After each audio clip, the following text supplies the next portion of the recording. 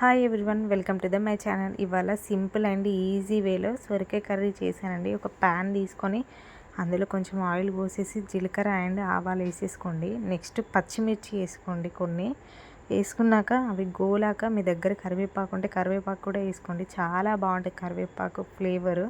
ప్రతి కర్రీలో కూడా కొంచెం కొంచెం వేసుకోండి. ఫ్లేవర్ అయితే చాలా బాగుంటుంది. సొరకాయ ముక్కల్ని చిన్న చిన్న పీసెస్గా కట్ చేసుకోండి. తొందర బాయిల్డ్ అయిపోతాయండి.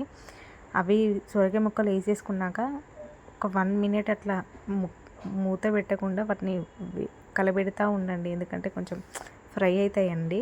నెక్స్ట్ ఒక ప్లేట్లో వాటర్ పోసేసుకొని మీద పెట్టేసేయండి. మంచిగా ఉడుకుతుంది. కర్రీ కూడా టేస్టీగా ఉంటుంది. ఇలా ప్రతి ఒక్క కర్రీకి నేను ఇలాగే చేస్తానండి. నెక్స్ట్ ఓపెన్ చేసేసి ఒకసారి కలబెట్టేసేయండి. కలబెట్టేసాక కొంచెం పసుపు యాడ్ చేసుకోండి. పసుపు యాడ్ చేసుకున్నాక కొంచెం లైట్గా అల్లం వెల్లుల్లి పేస్ట్ యాడ్ చేసుకోండి, ఎందుకంటే కొంచెమే వేసుకోండి. నెక్స్ట్ వెల్లుల్లి దంచేస్తాను కాబట్టి కొంచెమే వేసుకున్నాను అల్లం వెల్లుల్లి పేస్ట్. అలాగే మూత పెట్టేసి ఒక 5 మినిట్స్ తర్వాత వెల్లుల్లి పేస్ట్ వేసేయండి. వేసాక బాగుంటుంది ఫ్లేవరు.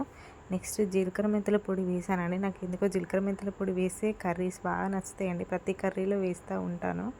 నెక్స్ట్ క్యాప్ పెట్టేసి ఒక 5 మినిట్స్ తర్వాత వాటర్ వస్తాయండి. వాటర్ వచ్చాక నెక్స్ట్ సాల్ట్ వేసేసుకోండి. సాల్ట్ వేసేసుకున్నాక కూడా క్యాప్ పెట్టేసి ఒక 5 మినిట్స్ అట్లా ఉంచేసేయండి. అది బాయిల్డ్ అయిందని మనకి ఎట్లా తెలుస్తుంది అంటే వాటర్ అనేటివి బయటికి వచ్చేస్తాయండి. అవి ఇప్పుడు ఉడికేసింది కదండి. Thank you so much. It's finish curry. By by.